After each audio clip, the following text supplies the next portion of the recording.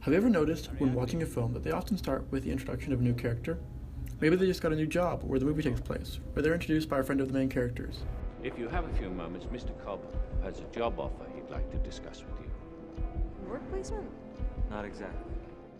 Oftentimes this is purposeful, and that character is here to do one thing: be your surrogate.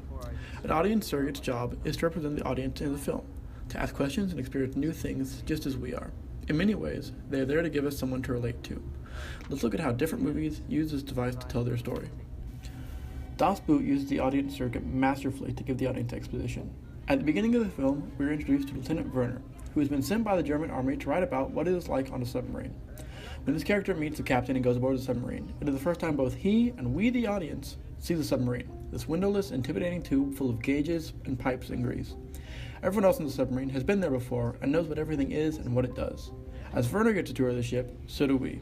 This is reinforced by a camera that often seems to be pseudo-first person, with all the crew staring at it like a stranger. In addition, Werner also feels emotions, as the audience does.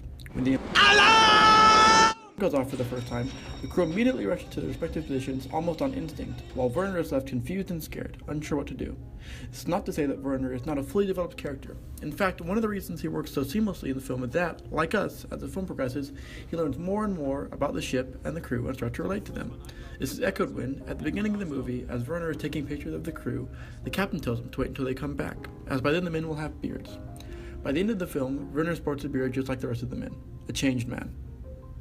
Short Term 12 does something similar, but in my opinion not as effectively. The movie starts out with a worker at the facility the movie takes place in telling a story.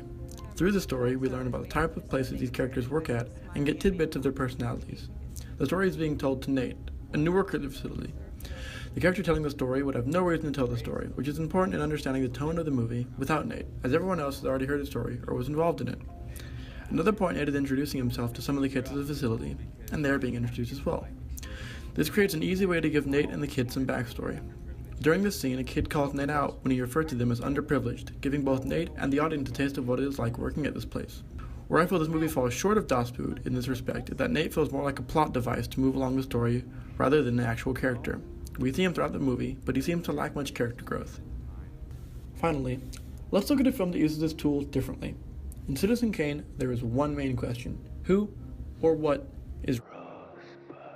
To find this out, a reporter goes to all of Kane's friends and associates to investigate. We, however, never see this reporter's face. He is always viewed from behind or obscured in shadows. This is because he is not a character. He is a tool. His purpose is to give a reason for all the characters to reminisce on who Charles Foster Kane really was. In lesser films, this might come off as contrived, but in Citizen Kane, it feels natural. He is faceless because he is all of us, trying to fit these puzzle pieces together to try to gain insight on this mysterious man. So the next time you're watching a movie, and a new character is introduced, ask yourself, is that character there for the story, or are they there for you?